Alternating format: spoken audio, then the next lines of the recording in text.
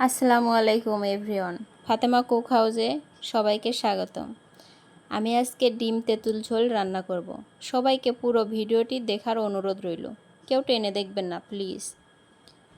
আমি যেদিন থেকে ফেসবুক পেজ খুলেছি সেদিন থেকে কেন জানি নিজেকে চেয়ারম্যান এমপি মনে হচ্ছে। শুধু পার্থক্য দুইটা, আমি ফলো চাচ্ছি আর তারা চায় ভোট। আর তাদের চাওয়া একটা, আমার চাওয়া 4টা। যাই হোক, আপনারা যদি এই রান্নাটি একবার রান্না করে টেস্ট করতে চান তাহলে অবশ্যই দেরি না করে রান্না করে ফেলুন। কম উপকরণে রান্নাটা দুর্দান্ত স্বাদের। সবাইকে অসংখ্য ধন্যবাদ ভিডিওটি দেখার জন্য।